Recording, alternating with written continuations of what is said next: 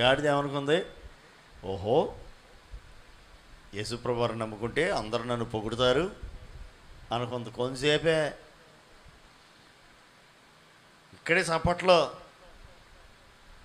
మందిరంలోనే చప్పట్లో, మందిరంలోనే భేష్, very good, మంచి పని చేసావు, దేవునికి స్తోత్రం, రక్షణ పొందేవా, ఓ హల్లెలూయా. ఇక్కడే ఆమె నన్ను ఇంటికి వెళ్ళేసరికల్లా, ఏమిటే చెప్పా పెట్టకుండా నువ్వు బాప్తీసం తీసుకున్నావు, ఎవరికి చెప్పావు అని బాప్తీసం తీసుకున్న వాళ్ళని, బాప్తీసం ఇచ్చిన వాళ్ళని, మమ్మల్ని కూడా వదిలిపెట్టరు. అయ్యారు ఎవరికి చెప్పించువాయా, మా అమ్మాయికి, వీడికి చెప్పియాలి నేను,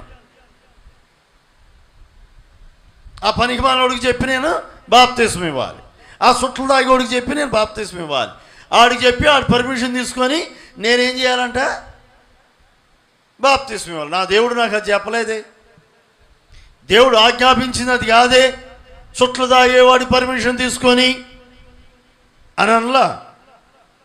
నమ్మిన వాడికి బాప్తీసం ఇమ్మన్నాడు అంతే. నమ్మినోడికి బాప్తీసం ఇమ్మన్నాడు. నమ్మాం, మేము బాప్తీసం తీసుకుంటామంటే వాళ్ళకి ఇమ్మన్నాడు.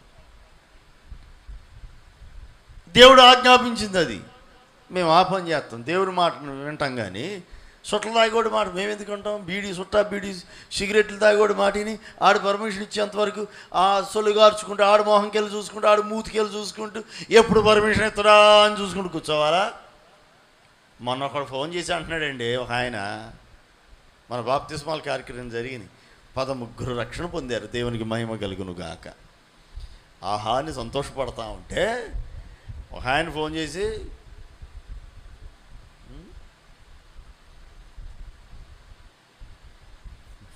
అడుగుతున్నారు నన్ను,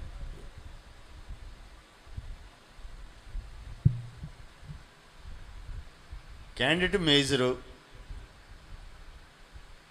నేను రక్షణ పొందుతాను ముందుకు వచ్చింది. నీళ్ళు సిద్ధంగా ఉన్నాయి, రక్షించడానికి క్షమించడానికి యేసయ్య సిద్ధంగా ఉన్నాడు, బాప్తిసం ఇవ్వడానికి నీళ్ళు సిద్ధంగా ఉన్నాయి, ఇవ్వడానికి నేను సిద్ధంగా ఉన్నా. ఇంకేంటి?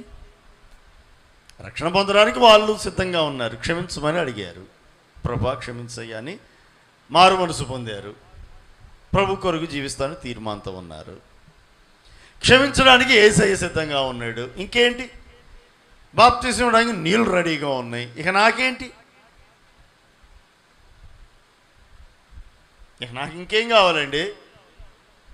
నాకు ఇంకేం కావాలి?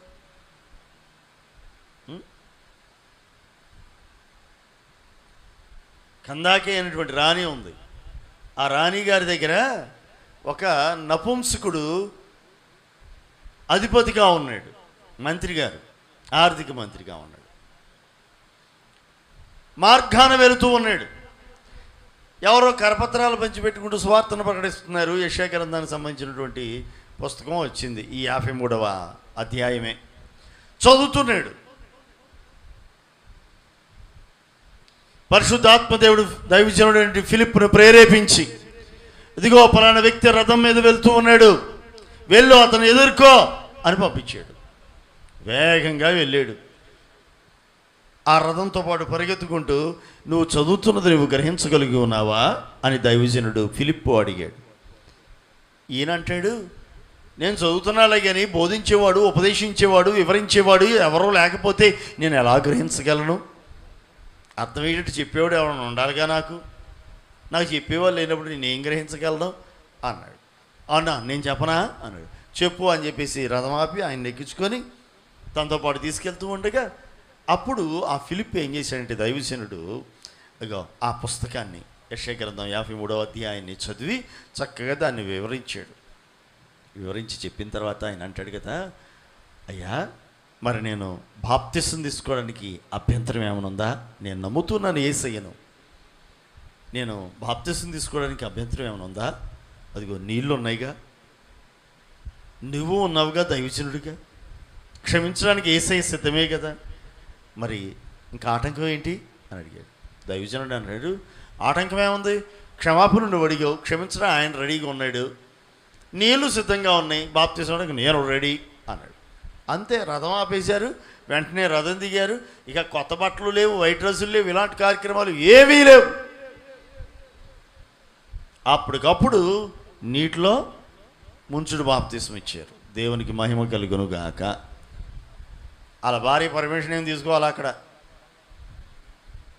వాళ్ళ భార్య పర్మిషన్ ఏమైనా ఉందా? వాళ్ళ అమ్మ నాన్న పర్మిషన్ ఏమైనా ఉందా? వాళ్ళ పిల్లలు ఏమైనా పర్మిషను? ఈయన కూడా ఏం ఆలోచించరా? అయ్యారండి బాప్తిసం తీసుకొని ఉందిలే, కానీ మా అమ్మాయి పెళ్ళిడికి వచ్చిందండి, ఒక్కదాన్ని ఎట్ట కూడా బయటికి పంపితే ఇక ఎలాంటి ఆటంకం ఉండదు. మా అబ్బాయి పెళ్ళండి, పిల్లల చదువు అండి, అదండి ఇదండి, సాకులు చెప్పరా? ఇదే మిక్కిలి అనుకోవాల సమయం. ప్రభు అయిన క్రీస్తు యేసు నీ కొరకు నా కొరకు మరణించి సిలువలో వేలాడదీయబడి ఉన్నాడు. ఆయన కార్చిన రక్తం ఇమ్మానుయేలు యొక్క ఇంపైన ఓటగా ప్రవహించుచు ఉన్నది. పాటలు పాడుతూ ఉంటాం, ప్రవహించుచున్నది ప్రభు యేసు రక్తము. పాటలు పాడతాం ఏమని?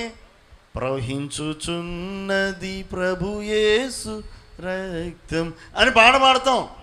కానీ అందులో మునగాలిగా, అది కూడా పాడతాం. ఇమ్మానుయేలు రక్తము ఇంపైనయుటగు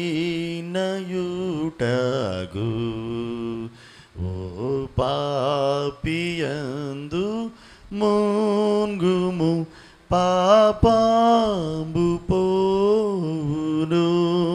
పాడతాం.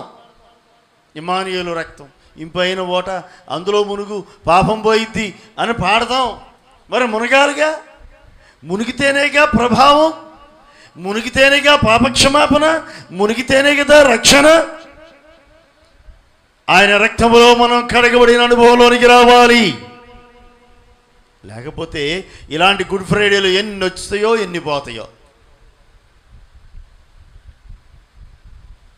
కదా. సిలువను గురించిన వార్త నీకు శక్తిగా మారాలంటే, సిలువను గురించిన వార్త నీలో ప్రభావం కలిగినదిగా మారాలంటే నీవు నేను చేయాల్సింది ఏంటో తెలుసా? ఆ సిలువను గురించినటువంటి వార్తలో ఆ సిలువ యొక్క ప్రభావం మనం పొందుకోగలగాలి.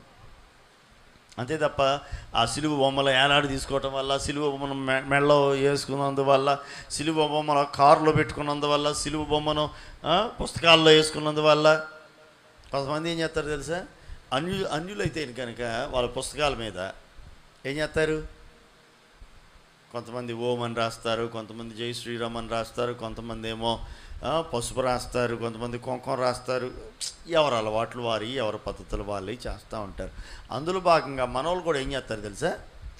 ప్రైజ్ ద లార్డ్ అని రాస్తారు కొంతమంది, ఇంకొంతమంది దేవునికి స్తోత్రం అని రాస్తారు, ఇంకొంతమంది యేసు నామం అని రాస్తారు, ఇంకొంతమంది ఏం చేస్తారు తెలుసా? యేసు రక్తం జయం అని రాస్తారు, ఇంకొంతమంది సిలువ గుర్తేస్తారు. ఇన్ని రకాలు అనుకున్నారు మనోళ్ళు కూడా.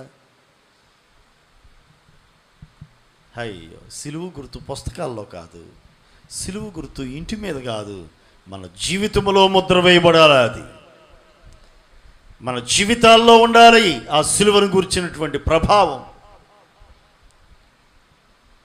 ఆ సిలువ యొక్క ఉద్దేశం మన జీవితాల్లో నెరవేరగలిగినప్పుడే కదా ఆ ప్రభావం మనలో ఉండేది.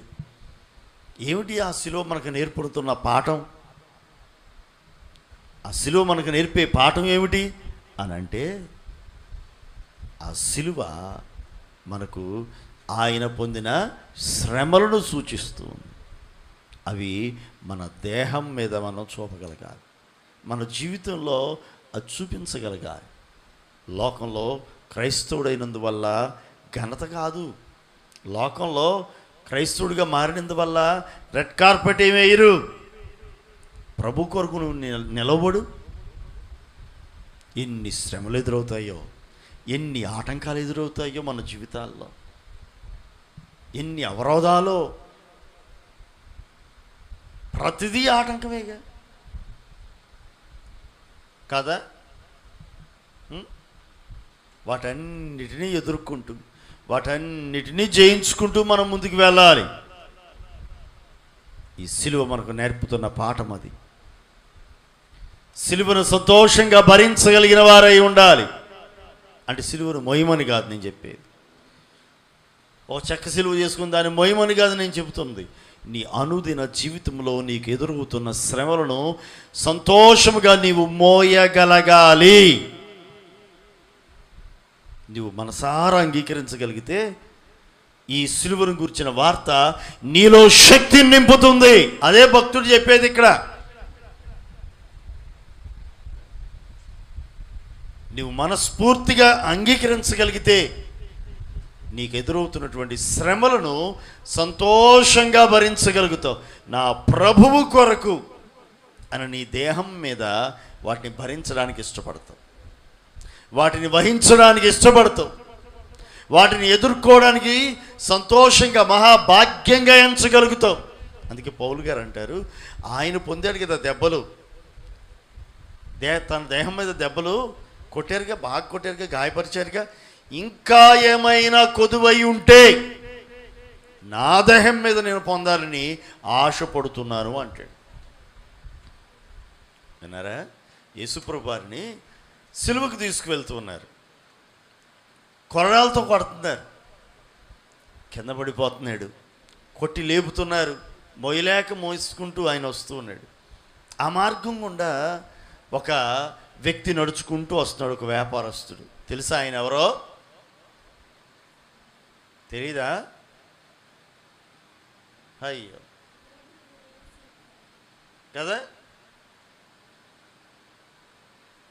నడుచుకుంటూ వస్తున్నాడు. కురేనీయుడైన సీమోను. ఏయ్ ఎట్రా అని పిలిచారు సైనికులు, రాను వారు పిలిచారు. అయ్యా ఏంటయ్యా అనుకుంటూ వచ్చాడు దగ్గరికి. ఆ సిలువ నువ్వు మోయ్ అన్నారు. నేను మోయడం ఏంటి అని అన్నాడో లేదో నాకైతే తెలియదు, కానీ ఆయన భుజాన్ని పెట్టారు ఆ సిలువను.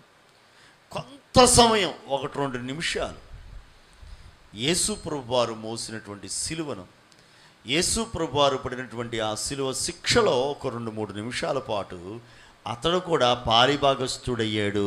యేసు సిలువ శ్రమలలో ఆయన కూడా ఆ సిలువను తన భుజాన్ని వేసుకొని కొంత దూరం నడిచాడు. ఆ తర్వాత మరలా యేసు ప్రభువారి భుజాల మీదకు మరలా ఆ సిలువను మార్చేశారు. యేసయ్య అలా కొండ మీదకు, గొల్గొతా కొండ మీదకు ఆ సిలువను మోసుకొని వెళ్ళాడు. ఆశ్చర్యం, అద్భుతం ఏంటి చెప్పమంటారా? కొన్ని నిమిషాల పాటు యేసు ప్రభువారి యొక్క సిలువ శ్రమలో పాలిభాగస్థుడైనటువంటి ఆ వ్యక్తిని ఆశ్చర్యకరంగా దేవుని చేత ఆశీర్వదించబడిన. చప్పలు కొడుతూ ప్రభుని మహిమపరుతా. దేవునికి మహిమ కలుగునుగాక. కొన్ని నిమిషాల పాటు యేసయ్య పడినటువంటి ఆ శ్రమలలో, ఆ శ్రమానుభవంలో పాలిభాగస్థుడైనందుకు గాను ఎంతగా ఆశీర్వదించబడ్డాడు తెలుసా? ఆ ఇశ్రాయేలులోనే ప్రపంచంలో గొప్ప ధనవంతులయ్యారండి వారి కుటుంబీకులు, వారి సంతానం. గొప్పగా దేవుడు ఆశీర్వదించాడు వారి సంతానాన్ని. ప్రపంచంలో గొప్ప ధనవంతుల జాబితాలో ఆ వ్యక్తి యొక్క సంతానం ఉంది. జ్ఞానవంతుల యొక్క జాబితాలో వారి సంతానం ఉంది. దేవుడు గొప్పగా ఆశీర్వదించినట్లుగా చరిత్రకారులు చెబుతూ వచ్చారు. ఎంతగా ఆశీర్వదించబడ్డాడు. నేటికి కూడా ఎందరో నమ్మకంగా ప్రభుని వెంబడిస్తూ తమ సిలువను ఎత్తుకొని ప్రభుని వెంబడించే వాళ్ళు ఎందరో ఉన్నారు. అలాంటి వారి జీవితాలను దేవుడు మహిమకరంగా మార్చెను. Praise the lord. వారి జీవితాలు మహిమకరంగా మారాయి. ఈ రోజున మనం యేసన్న గారి గురించి గొప్పగా చెప్పుకుంటున్నాం. ఆయన పడిన శ్రమలు, ఆయన పడిన వేదన ఎంత అంత అనుకున్నారా? ఆయన ఎన్ని కష్టాలు, ఎన్ని అవమానాలు, ఎన్ని నిందలు, ఎన్ని వెలివేతలు ఆయన సేవలోనే కానీ జీవితంలోనే కానీ ఎంతగా అనుభవించాడో. ఆయన ప్రభుని నమ్మిన తర్వాత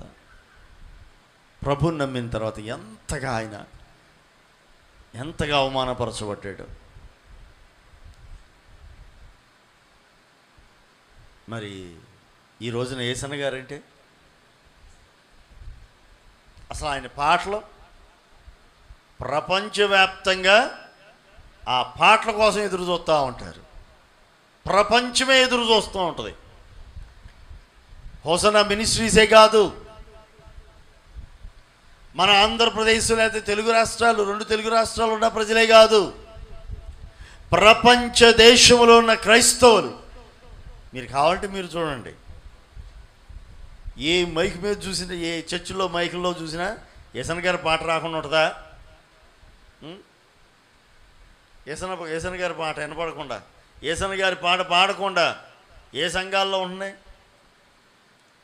అది ఆర్సీఎం కానివ్వండి, చర్చ్ ఆఫ్ క్రైస్ట్ కానివ్వండి, సెవెంత్ డే కానివ్వండి, ఇంకోటి కానివ్వండి, అది ఏ సంఘమైనా సరే సంఘ భేదం లేకుండా యేసన్న గారి పాటలు కృపామయుడా అన్న దగ్గర ప్రారంభించి ఇప్పుడు కొత్తగా వచ్చినవి చూసారా, కొత్త క్యాసెట్, దానిలో చివరి పాట వరకు కూడా దేన్ని వదిలిపెట్టకుండా ఈరోజు యేసుప్రభు వారు సిలువ వేసిన రోజు సిలువలో వ్రేలాడే అనే పాట, యేసు రక్తము రక్తము రక్తము, ఈ పాట దేన్ని వదలట్లా. ఎగురుచున్నది విజయ పతాకం మ్యూజిక్ కదా. ఇట్లా ఎన్ని పాటలండి.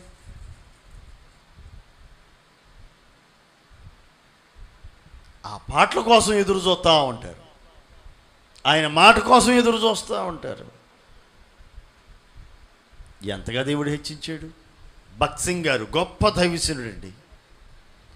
కేవలం కాలినడకతో పంజాబ్ రాష్ట్రం నుంచి మన ఆంధ్రప్రదేశ్, ఈ రాష్ట్రాలన్నీ కూడా ఒక్కొక్కటి కాలినడకన స్వార్థను ప్రకటించుకుంటూ హైదరాబాద్ వెళ్ళి అక్కడ సంఘాన్ని స్థిరపరిచి, సంఘాన్ని కట్టి, అక్కడ నుంచి ప్రపంచ దేశాలకు స్వార్థను వ్యాపింపజేసి వేల సంఘాలు కట్టాడండి ఆయన.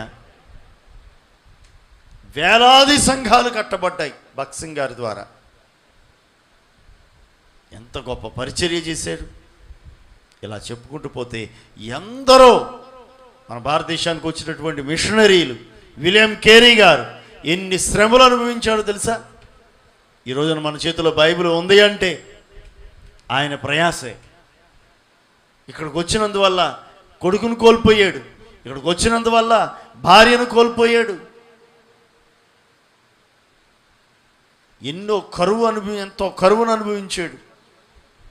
ఎన్నో అనారోగ్య పరిస్థితులు, ఇక్కడ ఆహారం, ఇక్కడ వాతావరణం వారికి పడదుగా, వాటన్నిటిని భరించాడు ప్రభు కొరకు.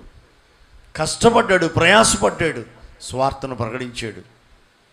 ఇంచుమించుగా 6-7 సంవత్సరాలు ప్రయాసపడిన తర్వాత ఒక వ్యక్తి రక్షణ పొందితే ఈయన అంటాడు, ఏమంటాడు తెలుసా? ఇదిగో నేను 5-6 సంవత్సరాలుగా ప్రయాసపడి వితుతూ ఉన్నాను, నీరు పెడుతూ ఉన్నాను, ఇదిగో ఈ రోజున ఒక మొక్క మొలొచ్చింది, ఒక విత్తనం మొలకెత్తింది. ఇప్పుడే ప్రజలు రక్షణలోనికి నడిపించబడుతున్నారు, దేవుని తెలుసుకుంటున్నారు, నా ప్రయాసకు తగిన ఫలితాన్ని నా దేవుడు ఇచ్చుచున్నాడు అని ప్రకటించాడు. ఇన్ని సంవత్సరాలు ప్రయాసపడితే ఒక్కడు రక్షణ పొందాడట. ఒక్క వ్యక్తి మారు మనసు పొంది పాప క్షమాపణ నిమిత్తమై బాప్తిసం తీసుకుంటే తన స్నేహితులకి ఫారెన్లో, వాళ్ళ సొంత దేశంలో వాళ్ళకు ఉత్తరం రాశాడండి. ఇప్పుడే దేవుడు ఫలభరితంగా మార్చుచూ ఉన్నాడు, పంటకు కోతకు వచ్చింది అంటున్నాడు. ఆయన చేసినటువంటి కార్యక్రమాలు ఎన్నో ఉన్నాయి. వితంతు వివాహాలు ఉన్నాయా? వితంతు దాన్ని ఏమంటారు, చంపేసేవాళ్ళు కదా, బాల్య వివాహాలు. తర్వాత సతీ సాగను, వితంతువులైనటువంటి వారిని, భర్త చనిపోయినటువంటి వారిని కట్టెల మీద భర్తతో కూడా, చచ్చిపోయినటువంటి భర్తతో కూడా బతుకున్నటువంటి ఆమెను కూర్చోబెట్టి కట్టేసి కాల్చేసేవారు. సతీ అనేవాళ్ళు అప్పట్లో. సతీ సహగమనం, దాని విషయంలో ఎంతో పోరాడాడు. బాల్య వివాహాల విషయాలు ఎంతో పోరాడాడు. కొలగచ్చిపోవాలని, కులానికి వ్యతిరేకంగా ఎంతో పోరాడాడు. ముద్రణ యంత్రాలు కనిపెట్టి, ప్రింటింగ్ మిషన్, కదా. ఇట్లా చాలా తర్వాత ఇప్పుడు మనం ఉపయోగించేటటువంటి డిక్షనరీస్ అవన్నీ ఆయన తయారు చేసినవే. చాలా లాంగ్వేజెస్లో వ్యాకరణాలు, గ్రామర్ ఉందా, ఆ గ్రామర్ను కూడా చాలా భాషలు నేర్చుకొని, దేశం కాని దేశం వచ్చి భాషలు నేర్చుకొని ఆ భాష మీద పటుత్వాన్ని సాధించి వ్యాకరణం రాయటం అంటే మామూలు విషయమా? గ్రామర్, డిక్షనరీలు రాయటం అంటే మామూలు విషయం అనుకుంటున్నారా? డిక్షనరీ అంటే ఎన్ని వేల లక్షల పదాలకు అర్థాలు. తన సొంత భాష ఏంటి, తను చేసే పని ఏంటి కదా. అలాగున సువార్తను ప్రకటించుకుంటూ ఎన్నో ప్రయాసలు, కష్టాలు ఓర్చుకొని ప్రభు కొరకు నిలవబడ్డాడు.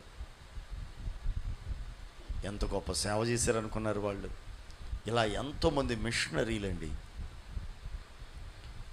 ఎంతోమంది మిషనరీలు సిలువనెత్తుకొని బయలుదేరారు, స్వార్థను ప్రకటించారు. అవమానాలైనా సరే, నిందలైనా, దెబ్బలైనా, చివరికి మరణమైనా సరే సంతోషంగా భరించారు, ప్రభు కొరకు జీవించారు. ఈ రోజున మనం సంతోషంతో ఈ రోజున గుడ్ ఫ్రైడే జరుపుకుంటున్నాం కదా. ఈ గుడ్ ఫ్రైడే మనకు గుడ్డే, కానీ యేసయ్య ఎంత భయంకరమైన శ్రమను అనుభవించాడు కదా. అలా ఎంతోమంది క్రైస్తవులు ఈ రోజున శ్రమలు అనుభవిస్తున్నారుగా.